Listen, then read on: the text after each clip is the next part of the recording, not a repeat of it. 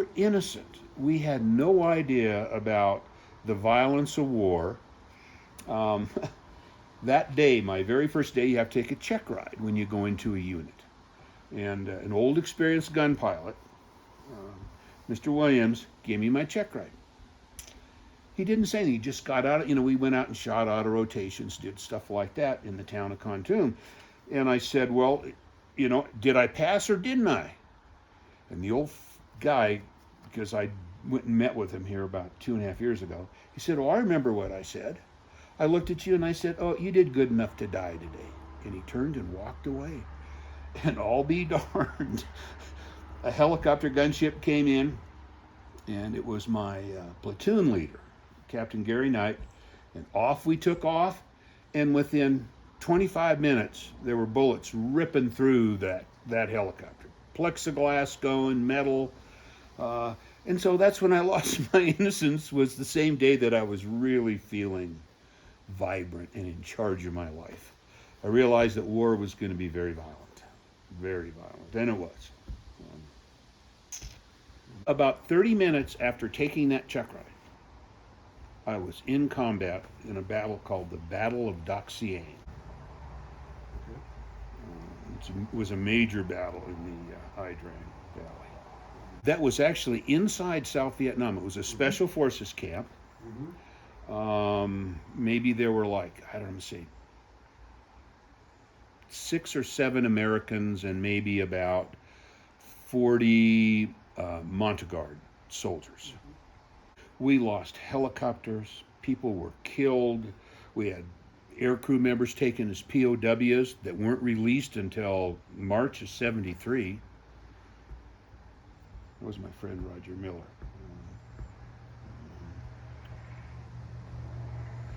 It was fixed wing were shot down. There were Air Force rescue choppers that they normally were using inside Laos to pick up downed air crews.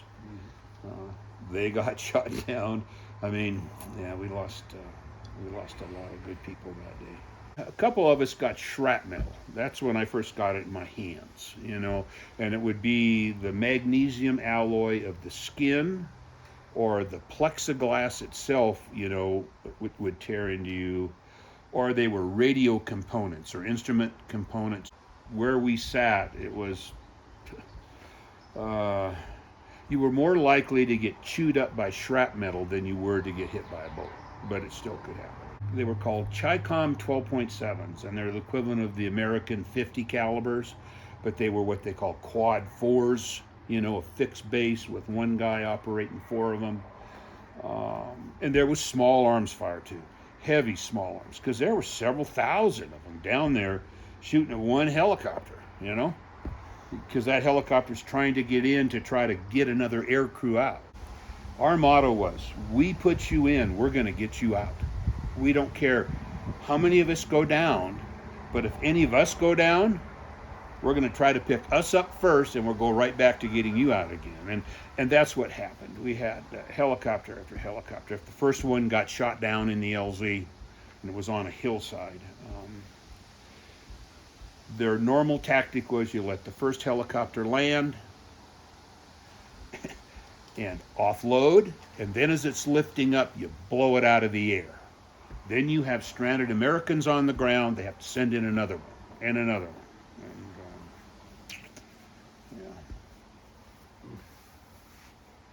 And you knew, that was my first time, and I didn't know how they were going to play, and they didn't play very nice.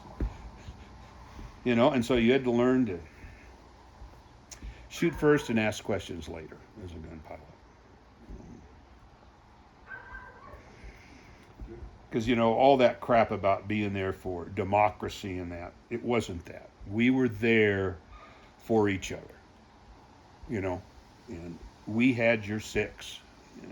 And if we went down, those grunts would be on us so quick and have us surrounded and put up a perimeter around our aircraft, because those air crews, that was their freedom flight out and away from the war each time was the helicopter. So it worked both ways. And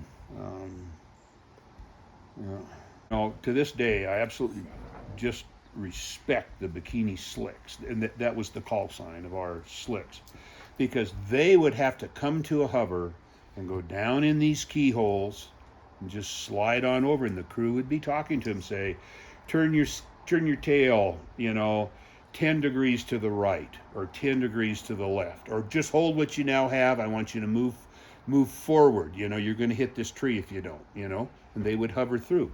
Those guys had wervos the size of basketballs.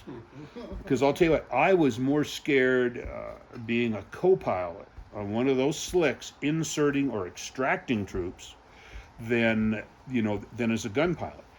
They would come to a hover up above that jungle, and if you had a team that was running, they were being chased, they'd throw out ropes that would go straight down to the ground, and we all flew with McGuire rigs, which was a webbing strap that went over our shoulders down through our crotches, and it had a metal clip, so that when you were down there, they could drop a rope, you would hook it, and then that pilot, because they're at a hover, just would come straight on up through the jungle. Or if he drug you, he'd kill you. Right.